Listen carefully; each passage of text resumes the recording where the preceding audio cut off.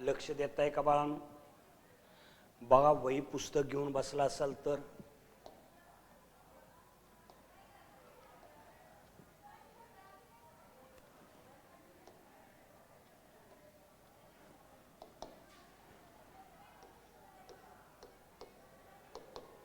Solution equation लिहून घ्या बाळांनो.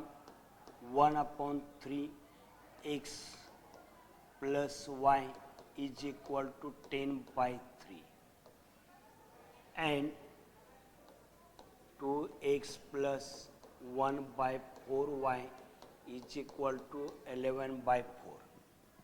बाळांनो, ही x वर घ्या. x एक x छेद 3, y छेद 1 10/3.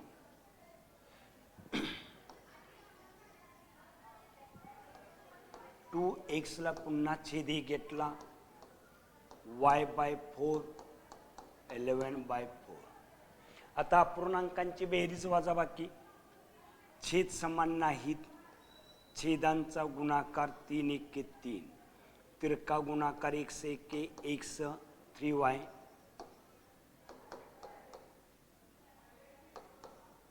10/3.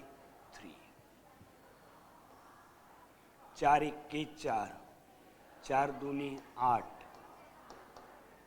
y 11/4.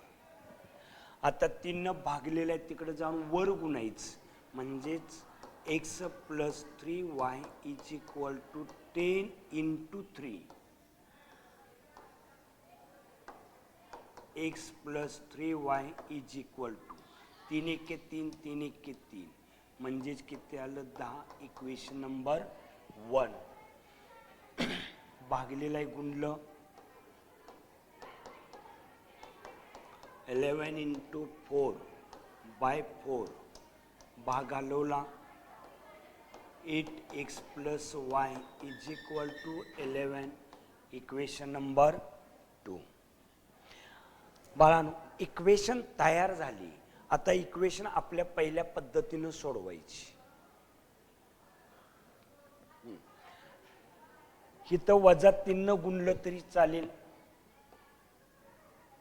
किंवा 8 न अलीकडे गुणलं तरी चालेल. -3 न गुण्या बाळांनो.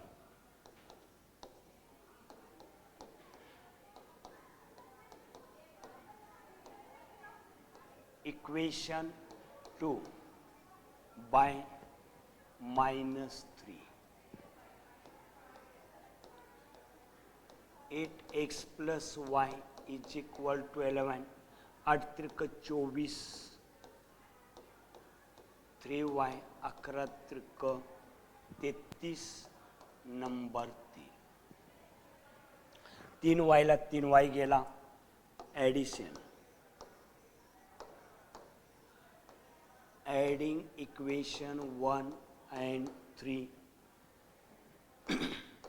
x plus 3y = 10 minus 24x minus 3y =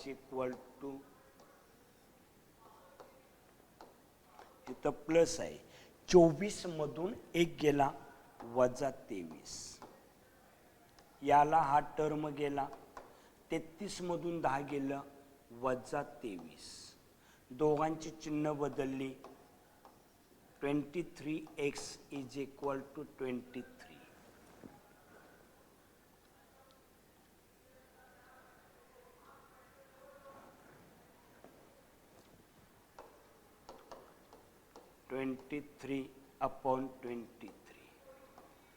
x = 1.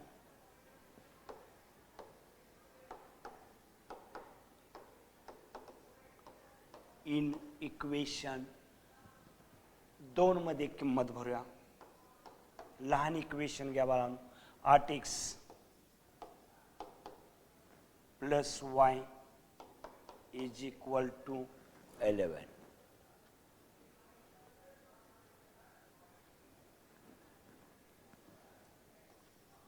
8 × x 1, 8 × 8,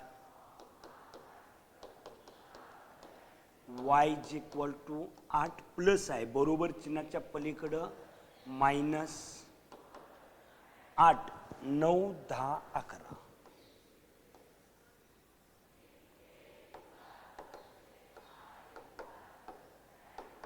x is equal to 1 and y is equal to 3. आता 1 आणि 3 उत्तर आले का पाहूया. इक्वेशन सोडून इक्वेशन तयार केली.